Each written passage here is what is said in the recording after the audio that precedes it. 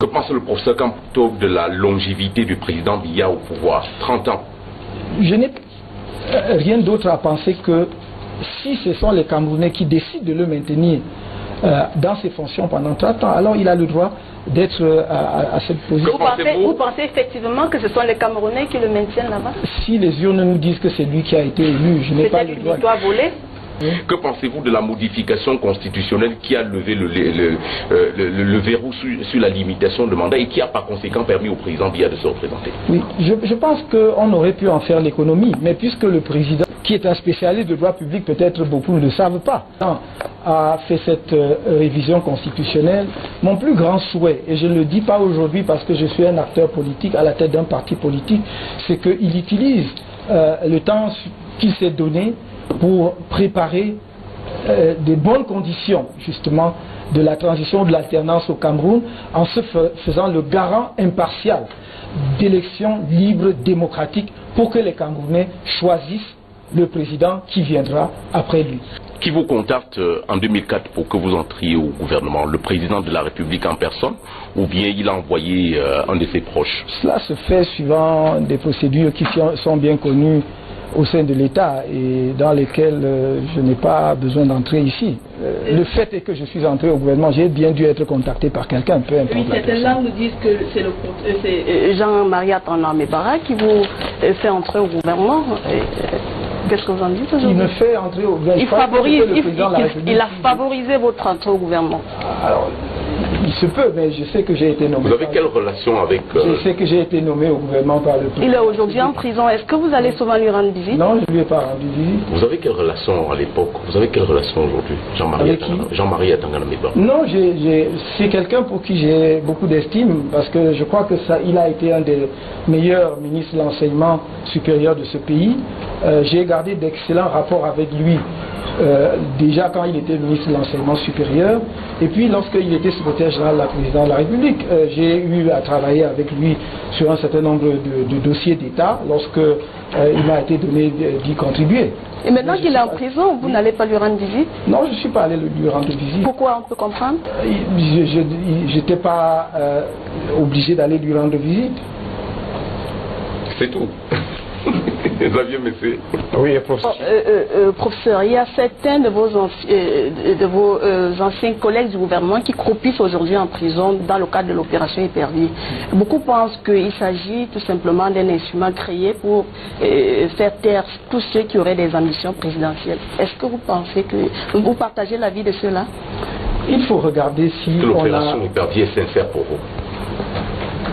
Qu'est-ce que c'est que la sincérité d'une opération judiciaire? La sincérité d'une opération judiciaire est établie lorsqu'il y a des faits probants et sur la base desquels la justice prononce ses décisions. Si les condamnations qui ont été prononcées dans l'opération Épervier jusqu'à présent ne sont pas fondées en droit, les procédures d'appel existent.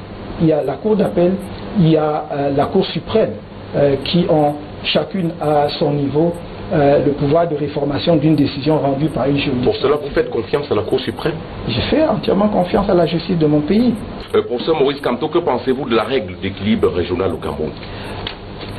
Dit comme ça, ça peut paraître brutal, mais je pense que le Cameroun est un pays divers et c'est une nation en construction.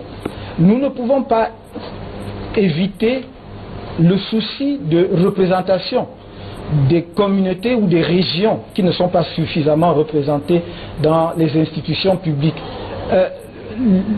Des groupes ou des communautés n'adhèrent à la nation que parce qu'il y a une représentation dans les institutions dirigeantes de la nation de ce qui, à leurs yeux, est leur représentation. Je crois que c'est important et de ce point de vue, l'équilibre régional, n'est pas nécessairement une mauvaise chose, à condition de savoir comment on l'applique. Il ne s'agit pas de prendre quelqu'un médiocre pour remplacer quelqu'un qui est brillant. Savez-vous les choses que vous reprochez au président Biya sur du point de vue de la gouvernance? Oui. Le problème n'est pas un individu. Je pense qu'on parle trop, on focalise trop sur un individu et que si effectivement on soustrayait cet individu aujourd'hui, on n'est pas sûr d'avoir un système meilleur. Le problème, c'est l'ensemble du système tel qu'il fonctionne. Et j'allais dire sa difficulté à faire bouger le pays avant. On a l'impression qu'on patine, sinon qu'on recule par rapport à d'autres nations, même voisines, qui il y a quelques années ne pouvaient pas tenir le change face au Cameroun. C'est quoi l'offre politique du MRC à l'électorat? Moi, je prolonge un peu cette question. Vous dites que vous voulez faire la politique autrement. Vous mettez quoi dans autrement? C'est du déjà entendu. Je ne sais pas si c'est déjà entendu, mais vous verrez que ce n'est pas du déjà fait. Et nous avons commencé à le faire à travers la manière dont nous avons créé et organisé notre parti politique. Je peux aujourd'hui dire que nous sommes le seul, l'unique parti politique qui limite le mandat du président national du parti. 2 mandats, un mandat renouvelable 2 fois. Nous le limitons dans nos statuts. Je pense Ça veut dire que vous n'avez pas plus de 10 ans à passer à la tête du MRC. Je pense qu'en dehors de nous, partout où il y avait des limitations dans ce pays-là à sauter, nous le disons et nous tiendrons parole. Que pensez-vous de l'homosexualité? Je n'ai rien à penser de l'homosexualité. Je prends acte de ce qui existe. La loi camerounaise interdit l'homosexualité. Il faut prendre acte que si c'est une pratique et il peut arriver que des Camerounais comme des citoyens d'autres pays du monde aient des tendances, je dirais, naturelles en eux, une certaine inclination vers certaines pratiques sexuelles, il faut les respecter. Mais je pense que ce qui crée la confusion au Cameroun aujourd'hui, c'est qu'il y a, je crois, comme une sorte de dérive, où cette pratique qui peut être une inclination compréhensible par la société, qui probablement existait dans notre pays depuis mais qu'on ne connaissait pas, devient une modalité de conquête de position de pouvoir ou de ci ou cela. Et là, il y a un problème. C'est pour cela que le débat sur la question devient difficile, parce que si vous dites que vous êtes pour, on vous soupçonne de pratiquer ou d'être dans cette logique-là. Si vous dites que vous êtes contre, on ne comprend pas que pour quelqu'un qui défend les droits de l'homme et les libertés comme moi, que je puisse dire que je suis contre, donc le débat n'est pas facile. Quelles sont vos relations avec Paul Fokam-Kamoi? Certains vous soupçonnent d'être en intelligence avec lui pour conquérir le pouvoir. C'est ce qu'on appelle le lobby Bambi. Nous vivons dans une société de soupçons, de suspicions et d'anathèmes. Et personne ne peut croire sérieusement que je vais dire que je ne connais pas M. Paul Fokam-Kamoi, que je connais depuis 30 ans.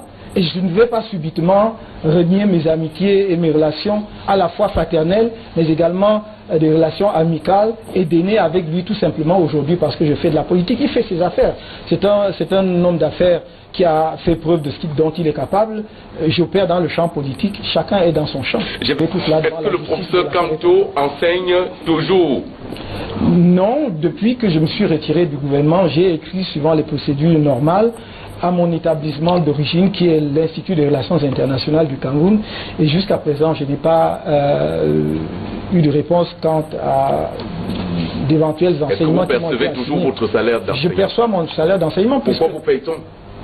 À ceux qui ne me mettent pas en capacité d'enseigner, d'expliquer pourquoi ils ne me permettent pas de faire correspondre mon salaire à une prestation de service.